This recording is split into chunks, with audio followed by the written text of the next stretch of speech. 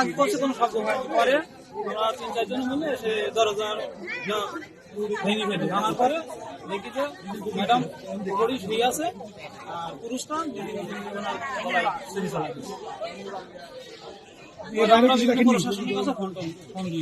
Madam কি মানে ম্যাডামকে আঘাত করছে এরকম কিছু দেখছেন আপনি? না, কিছু দেখিনি, খালি শব্দ শুনছিলাম আমরা নিচে। হিসাব দেওয়ার জন্য আমার কাছে হিসাব আছে, তো ম্যামকে হিসাব দেওয়ার জন্য আমি ম্যামের রুমে আসতে লাগছে।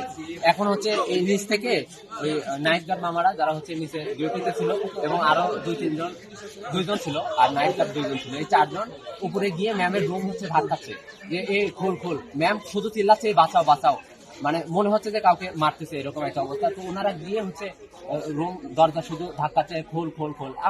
আমি একজন আসতেছিলাম, এসে ওনারা জিজ্ঞেস করলাম ভাই এরকম করতেছেন কেন? চেয়ারম্যান ম্যাম আমাদের এরকম খোল খোল বলছে, যে চিল্লাচ্ছে দেখো কেউ হয়তো মারতেছে এরকম। পরে আমি হচ্ছে ওই সাকিব, আমার বন্ধু সাকিব এবং হচ্ছে সালেম ছিল, ওদের ডেকে এনে আমরা 5-6 জন মিলে রুম মানে ভেঙে ফেলি। দরজা ভেঙে দেখি হচ্ছে ম্যাম একদম মেঝেতে পড়ে আছে রক্তাক্ত অবস্থায়, ছুরি আঘাত করছে এবং হচ্ছে ফজলু ও নিজেকে হচ্ছে ছুরি দিয়েই মানে নিজের ইয়েতে মানে শেষ করার চেষ্টা করতেছে।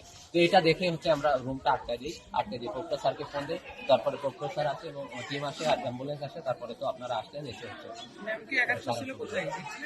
না, এটা তো দেখার সুযোগ মানে ভেতরেই ছিল।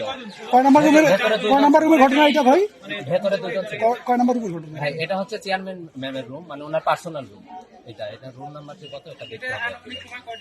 আনুমানিক সময় 4:10 হবে ভাই। সিকিউরিটি গার্ডের নামগুলো বলতে পারবেন আপনি? না ভাই, এখানে আছে, ওনারা আছে, দেখা যাবে, কিন্তু নাম যে কর্মচারী ছিল তার নাম হচ্ছে ফজলু। মূল কাহিনীটা হচ্ছে ভাই, ফজলু হচ্ছে আমাদের ডিপার্টমেন্টে ছিল সেই একদম 18 সাল থেকে। তো 18 সাল থেকে থাকার পরে উনি হচ্ছে ম্যামের সাথে বেশ কয়েকবার বেয়াদবি করে। তো এটা হচ্ছে ঊর্ধ্বস্থান হচ্ছে জানানোর পরে ম্যাম ঊর্ধ্বস্থানরা ম্যামকে রিকোয়েস্ট করে যে ওকে রাখুন, ও ভালো ছেলে, হয়তো ভুলবশত বেয়াদবি করছে। তারপরে হচ্ছে তাকে রিডিউস করা হয় অপরাধগুলো। কিছুদিন আগে আবার ম্যামের সাথে একটু খারাপ ব্যবহার করে, এতে হচ্ছে ম্যাম এবং হচ্ছে একাডেমিক কাউন্সিলের যে মিটিং হয় এখানে উনি হচ্ছে ওনাকে ডিপার্টমেন্ট পরিবর্তনের কথা বলেন নোটিশে।